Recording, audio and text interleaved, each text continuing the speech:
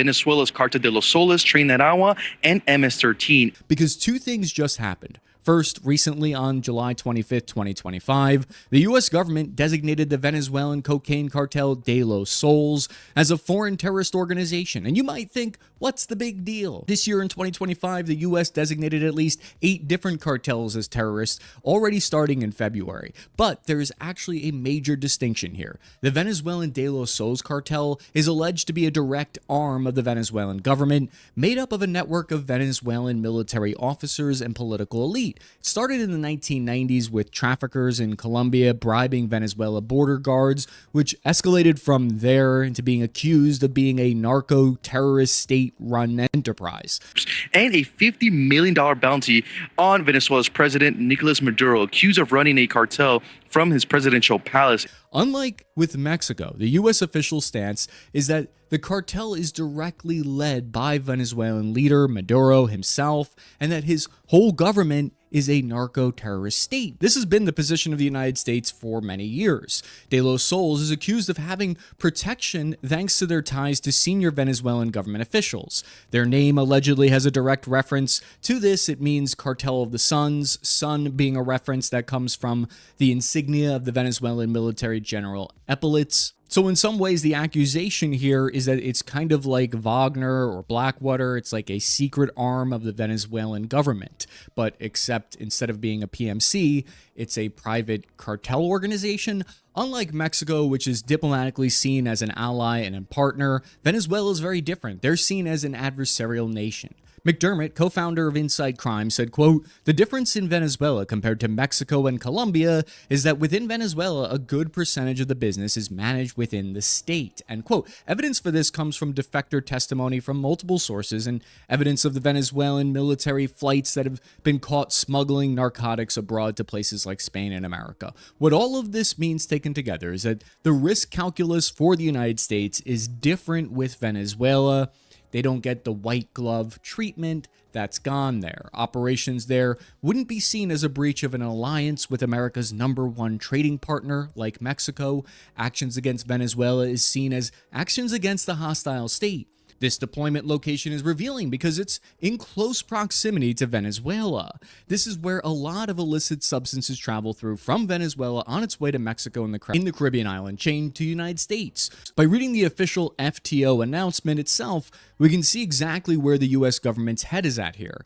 In it, they state, "The De Los Soles cartel, which has provided material support to Aragua, Tren, and Sinaloa cartel.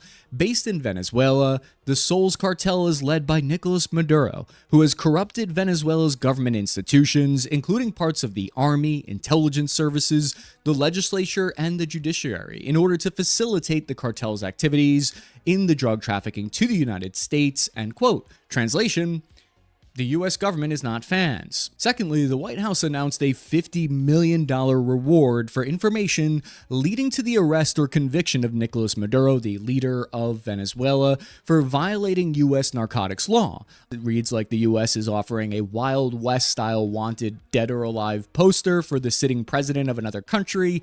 For context, that's twice what was offered compared to the reward to capture Osama bin Laden.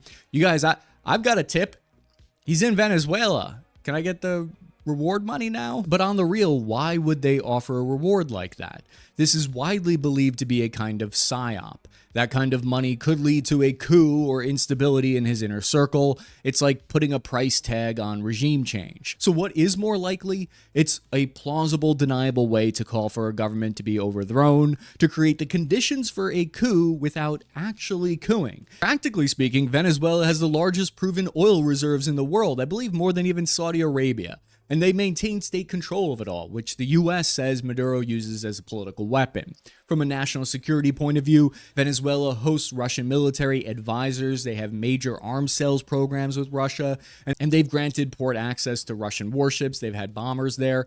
They have S-400 anti-air weapon operating in the Western Hemisphere here, and China heavily invests in Venezuela's infrastructure. Iran sends oil tankers, military technology, as well as Quds Force operatives, which is like their version of the CIA. Venezuela is seen as a foothold from Washington's perspective, as their main strategic enemies are allowed to go there. So the confrontation with Venezuela turns from this kind of counter-cartel mission in the Western Hemisphere into a potential flashpoint with other major nations. From Venezuela's point of view, the U.S. stance is seen as hostile interference and that they're messing with their sovereignty. Venezuela's government argues that the U.S. has a long, troubled history of intervention in Latin America, and that this is just an extension of that, and the failed war on drugs is what they claim. By looking at the U.S. military leadership who are responsible for drawing up these plans that we just talked about, we can get a pretty good indication of what may happen, I think. The new commander of U.S. forces in Central and South America, Admiral Halsey, who took over in November 2024,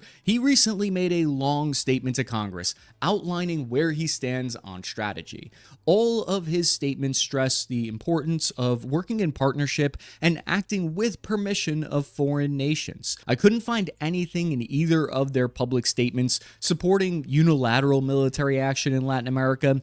That doesn't mean that it's not possible they would do something like that, but it's always worth looking at who's in charge of the actual day-to-day operations and if that ever changes. And all of the media sources say that the president has signed a secret directive here, and that it could have either been a presidential finding for covert action, or it could have been a presidential memorandum, which is a way to issue top secret sensitive missions in the military. From here, officers go on to create con plans, and they're not just ways for them to justify them having jobs. Those are then turned into operational plans, which are put into action.